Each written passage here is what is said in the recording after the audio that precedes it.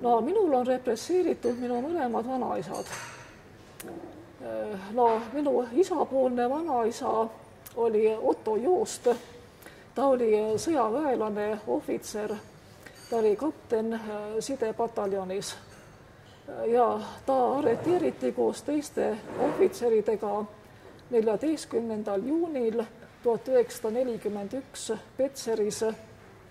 Ta oli Värska sõjaväelaagris ja neile öeldi, et neid viiakse õppustele, aga viidi hoopis Petserisse ja sealses Kaitseliidu majas nad siis arreteeriti. Kohus toimus neil kõigil juba seal Norilskis kohal olles, see oli detsembris 1941 ja valdavalt siis määrati 10 aastat. Ja nii, et nii minu vanaisa ja vanaonu said siis 10 aastat vangilaagrit pluss siis 5 aastat asumist.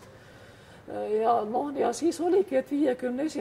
aastal sai need vangilaagri aastad siis täis ja siis mu vanaisal järgnes asumine seal Tudinkas ja seal ta oli siis kultuurimaja valvur oli ja talle relva muidugi kätte ei antud neile kellelegi, et tal oli enesekaitseks, oli tal kirves. Ja ühel öösel, kui ta oli seal valves, tulid sinna siis platnoid on kriminaalkurjategijad ja võtsid tema käest selle kirve ära ja lõid talle selle kirvega pähe.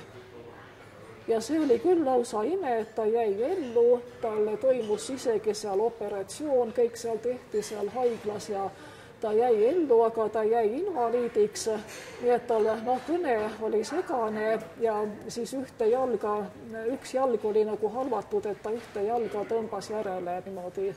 Aga ta käis ilma kepita, niimoodi ikka käis. Aga ja teate, teda siis ka veel ei vabastatud ja vaid ta ikkagi saadeti siis juba edasi invaliide kodusse.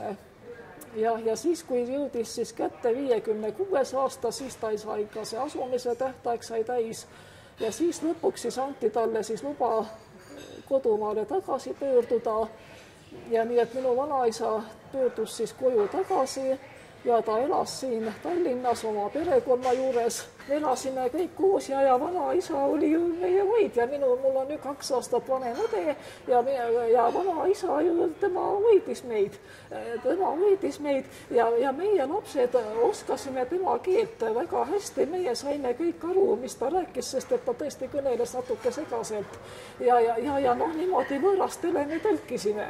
Ma mäletan, et kuidas mul isa ütles, et mulle lastele ütles minule ja minu õele, et hoolitsege vanaisa eest, et vanaisa oli 15 aastat Siberis, et niimoodi, et hoolitsege tema eest, et hoidke teda. Niimoodi isa ütles meile lastele seda ja ma mäletan isegi, et mul ka vist vanaema siis seda ütles, et seal olid niisugused lumetormid, olid seal Norilskis, et ühesõnaga, et pidi olema triikraud taskus.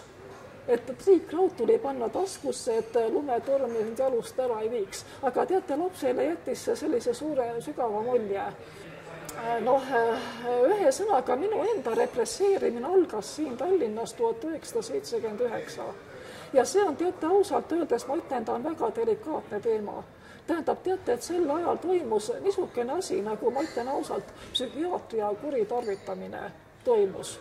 Ja see oli selle tõttu, et teate, kui tähendab, et inimest kohtus süüdi mõista, pidid olema kas või mingidki tõendid. Mingid süütõendid pidid inimese kohta olema, et teda üldse kohtusse saatagi. Aga teate, kui oli vaja mingit inimest näiteks isoleerida või kuidagi hirmutada või karistada kuidagi, aga inimese kohta ei olnud selliseid süütõendeid, siis teda ei saanud nagu kohtusse saata. Ja siis ühesõnaga võetigi kasutusele nii-öelda psühhiaatria. Ja see oli niivõrd jube, tähendab, et inimene isoleeriti nagu ära ja teda hirmutati ja ähvardati, sest see inimene ei julgenud pärast seda enam ju midagi teha. Et ta nii kartis, ta oli nii ära hirmutatud, eks ole, sellisest asjast.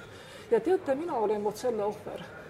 Ja ühesõnaga ma sattusin juhuslikult Ameerika häälesaadete peale 1976 raadionuppu keerates.